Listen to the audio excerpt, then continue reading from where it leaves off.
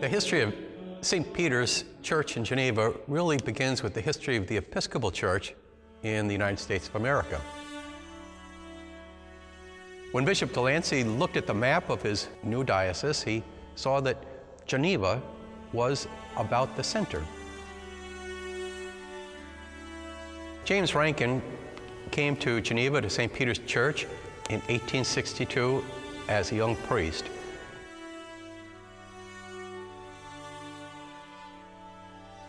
In 1867, the congregation that was worshiping in that wooden chapel gained parish status in the Episcopal Church, and James Rankin then became its rector.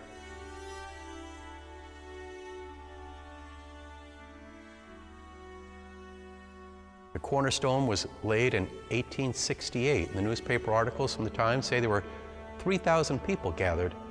And then in 1870, the new church was dedicated.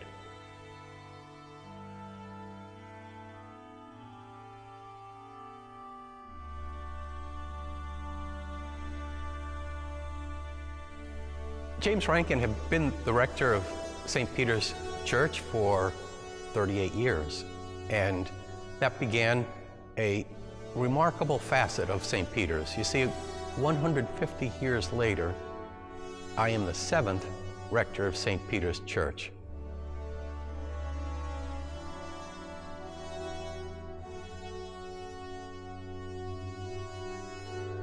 It means that we stay virtually our whole priestly career.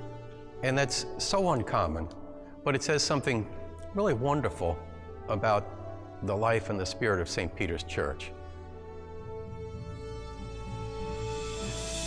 The reason that we've been members of this church for so many years is the feeling that we belong to a larger family than our biological family.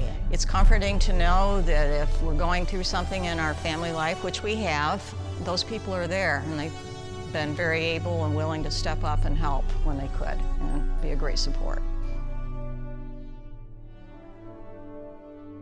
We have a wonderful congregation now. We call it a weekly family reunion. And it is like family, and I love it. St. Peter's is the place that it is because we are an inclusive family.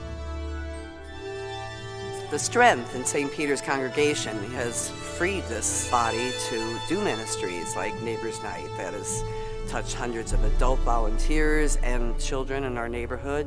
The community choir program under the direction of Wendy Trowbridge, when I just think she's planning her 6th tour to the UK in 2 years, and you know how those young people's lives has just broadened because of that experience.